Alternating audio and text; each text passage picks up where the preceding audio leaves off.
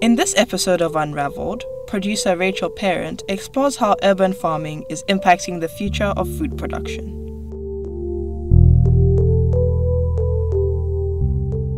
My name is Efwa Mfojo, and this is Unraveled.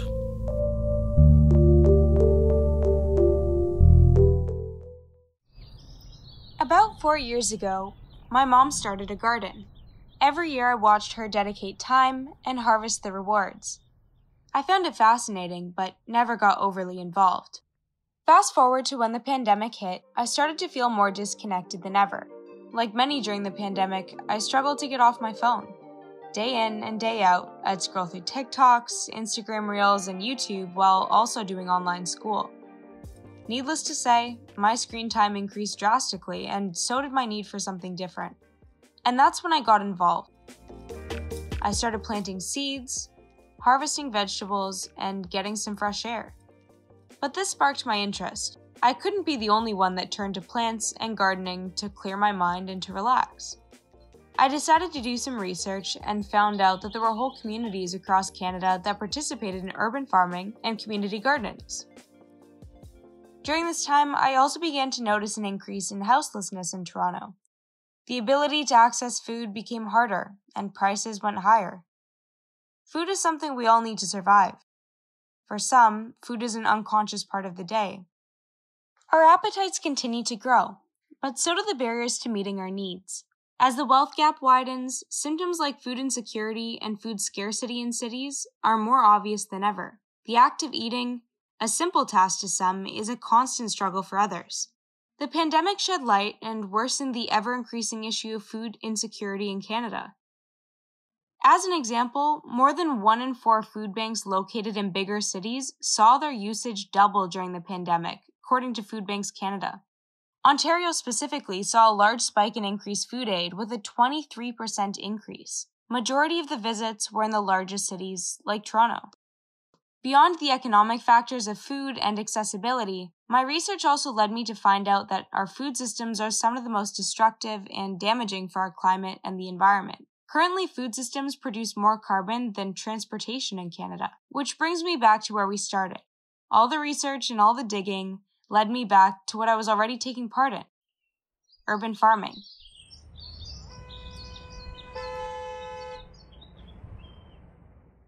Many call it the solution to creating more localized food systems, helping to curb food insecurity, and helping to draw down more atmospheric carbon.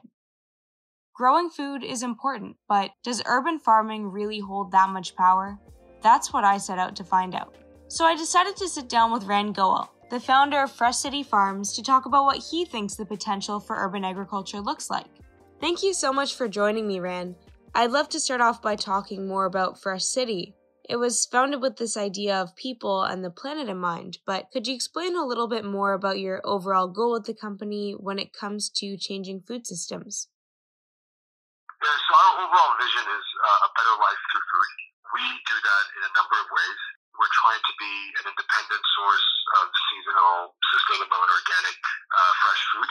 We're really just trying to push the ball forward on create an alternative food system, if you will, for people to be able to access, I think, a better kind of food. And I think the biggest challenge for us as a company and in a way as a movement is to move from a model where the food that we sell is unfortunately at a premium, not everyone can afford it, to a place where it becomes commonplace and accessible physically and financially to more and more people.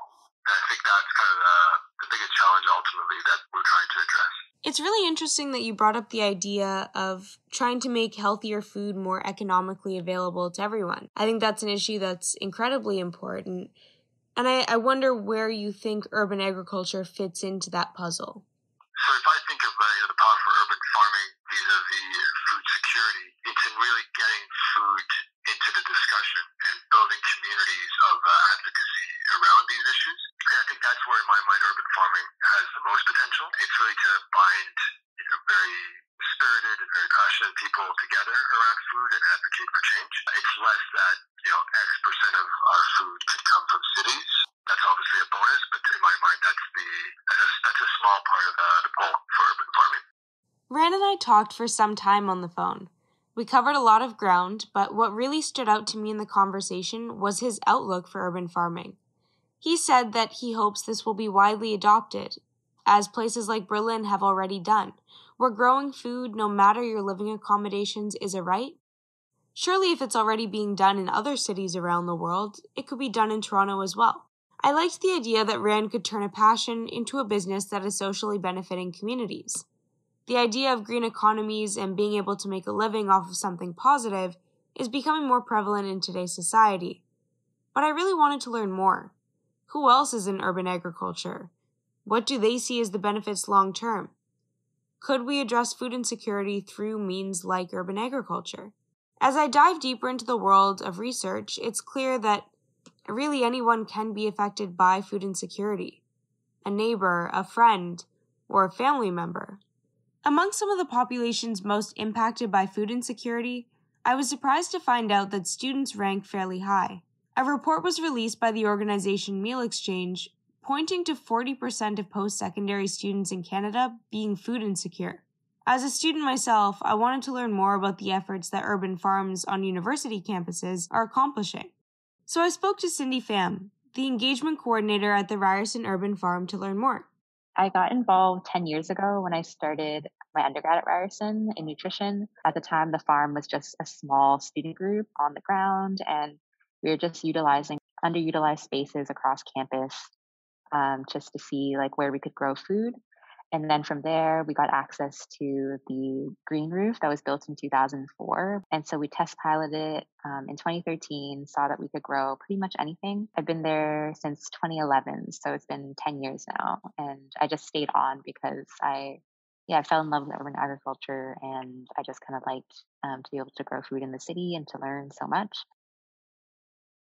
Being at the farm for so long, I'm sure you've seen a lot of the environmental and social benefits. I was curious if you could speak more to the idea of food insecurity and what role urban agriculture could play in feeding more people in Toronto. To like move away from like chemicals and industrial agriculture means to create a way to grow food that is not only beneficial to us, but also beneficial to the environment and like helps to maintain the soil and helps to maintain the life and like the finite resources that we have here, and helps to mitigate issues with climate and the environment. But I think that in terms of food security, like I think that there's many other factors that contribute to it in terms of like income, in terms of access to education, in terms of resources, in terms of people's ability to access food. I'm not really sure that urban agriculture itself is something that will like solve food insecurity. I think it can definitely contribute to it in a way that people can take control of their food system and like be able to grow food and like have that food locally available. Urban agriculture itself I feel like it still has a really long way to go. And I don't think that it's like the one thing that will solve food insecurity, because there's so many other factors that come into play that need to be accessed equitably for people to have like true food security. But I think that it's like a stepping stone, and it's definitely like a way to show people that like it's possible in cities to grow food. The one thing I noticed from speaking with both Ran and Cindy was the amount of benefits that come out of urban farming. Environmentally, socially, and healthy food-wise, it seems like a win all around. So why isn't it more common? And how can we get more infrastructure to support it? Jamie Day Fleck is a huge advocate for urban farming. She recently released her film In My Backyard, interviewing urban farmers and rooftop projects about the successes they've had all around Toronto. I was really curious to interview Jamie to get an idea of what she thought the future of urban agriculture looked like and its true social and environmental benefits. Thank you so much for joining us today, Jamie, and I want to just jump right into it and start by asking, what do you think are some of the greatest benefits urban agriculture has to offer?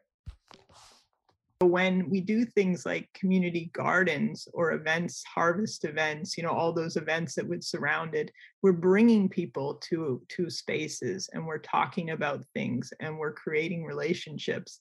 And I think people need that so much these days. And that's what community gardens can do. That's what urban farms can do, is they attract like-minded people to those facilities and allow them to be educational hubs, obviously food hubs, but just places that the community can enjoy each other. How do you think that we get more buildings or communities or people just in general to take part in even growing their own garden or urban agriculture, or being a part of those types of projects? Education is the way to go with that. School gardens is a big thing, getting kids involved very early on. Community gardens is also important. You should look for community gardens to be a part of, maybe volunteering at an urban farm, or there's lots of opportunities if you're interested to grow things, even if you don't have a backyard space or a front yard space. Of course, just putting some pots on your balcony or something is getting started. I think that something that is going to need to happen in Toronto is really evaluating how spaces are utilized. I feel like right now it's very much about development, and every inch of the city is to be used for development. But that can be leveraged because we have things like the green roof bylaw, where they have to put green space on top of the roof.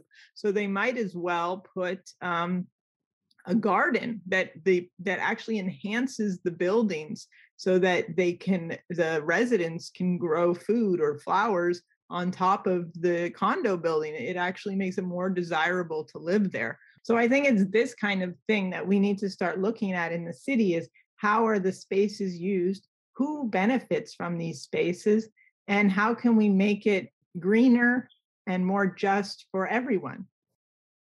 Overall, urban agriculture may not solve food insecurity on its own, because we would need to tackle the economic and social barriers, but it is a jumping off point.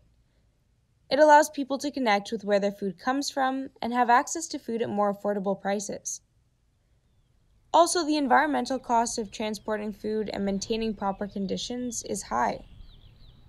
This cost doesn't exist with a localized and community-driven project. Urban farming can be a part of the future. As we move into this new world where everything is technocratically advanced, perhaps the simple things like planting a seed, producing food locally, and knowing where our food comes from is just what we need. All I know is that my work in the garden won't be ending anytime soon.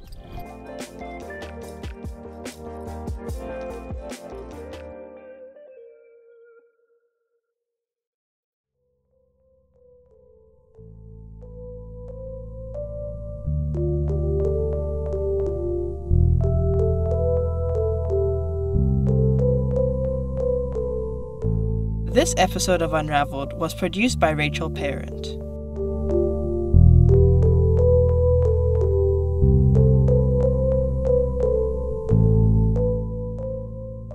Our associate producer is Taha Hashmani, and our executive producer is Elena DeLuigi. Special thanks to John Powers for composing our theme music, and Ben Shelley for creating our podcast artwork. Our professor is Amanda Capito, and special thanks to Lindsay Hanna and Angela Glover.